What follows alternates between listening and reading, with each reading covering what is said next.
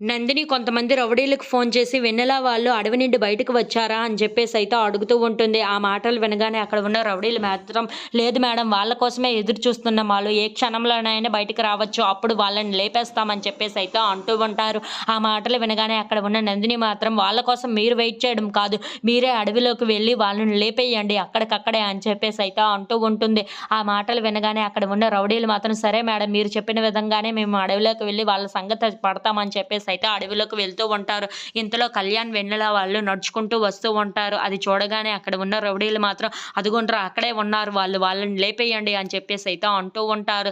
ఆ మాటలు వినగానే అక్కడ ఉన్న కళ్యాణ్ అలాగే వెన్నెల వాళ్ళు అయితే ఒక్కసారిగా షాక్ అయిపోయి చాలా టెన్షన్ పడిపోతూ ఉంటారు. ఇంతలో అక్కడ ఉన్న రౌడీలు మాత్రం మేము లేపడానికి వచ్చింది నిన్ను కాదు, అదిగో ఆ అమ్మాయి ఉంది కదా దాన్ని మాత్రమే లేపేస్తే మేము ఇక్కడి నుండి వెళ్ళిపోతాం. ప్రశాంతంగా దాన్ని వదిలేసి మీరు ఇక్కడి నుండి వెళ్ళిపోండి అని చెప్పేసి అయితే అంటూ ఉంటారు.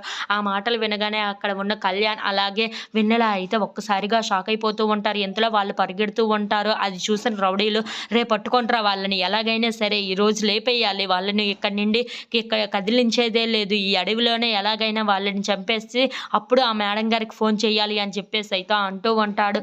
ఆ మాటలు వినగానే అక్కడ ఉన్న వెన్నెల అయితే ఒక్కసారిగా షాక్ అయిపోయి ఏంటి నందిని పంపించి ఉంటది వీళ్ళని అని చెప్పేసి అయితే అనుకుంటూ ఉంటుంది. ఇంతలో అక్కడ ఉన్న కళ్యాణ్ మాత్రం ఒక్కసారిగా షాక్ అయిపోయి వాళ్ళని అలా చూస్తూ ఉండిపోతాడు. If you like this video please like, share and subscribe.